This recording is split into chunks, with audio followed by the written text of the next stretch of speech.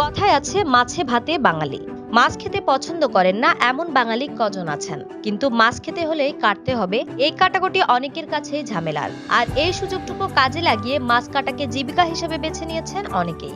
কেউ এটাকে বাড়তি আয়ের উপায়ও মনে করছেন।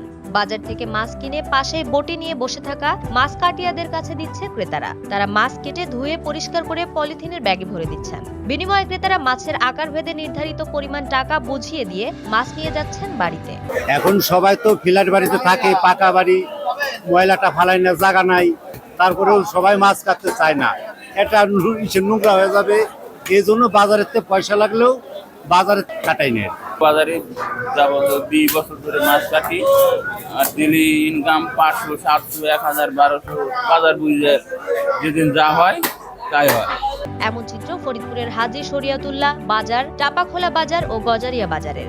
সকাল 8টা থেকে রাত 10টা পর্যন্ত মাছ কাটিয়ারা বসে থাকে মাছ কাটার আশায়। তারা জানান, বাড়ির বাড়তি ঝামেলা এড়াতে এখান থেকেই মাছ কেটে নেন অনেকেই। শুধু বাসা বাড়ির জন্য নয়, কলেজের হোস্টেল, ম্যাচ, হোটেলের জন্য অনেকেই এখান থেকে মাছ কেটে নিয়ে যান। কিন্তু আমার ওয়াইফ ডায়াবেটিস, তো ওদের হাত কেটে যেতে পারে, সমস্যা, এই জন্য এই জায়গা থেকে কাটি। বাসায় কাটলে এবড়া হয়, মাছ সংখ্যা কমে যায়, আর এখানে কাটলে অনেক সুন্দর এবং খুব মসৃণ হয়। আর হচ্ছে বাসায় যদি মাছগুলি একেবারে নিয়ে যায় অনেক মাছগুলি, তাহলে বাসায় চাপ পড়ে যায়।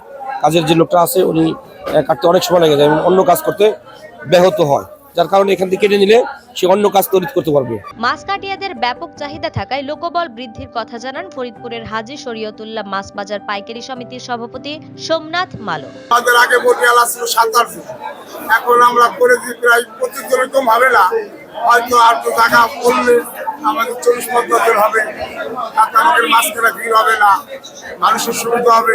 শুধু মাছ কেটে নয়, মাছের আইস ও অবশিষ্ট বিক্রি করে স্বাবলম্বী হচ্ছেন অনেকেই। ফরিদপুর থেকে তামিম ইসলামের তথ্য ও ভিডিও চিত্রে ডেস্ক রিপোর্ট।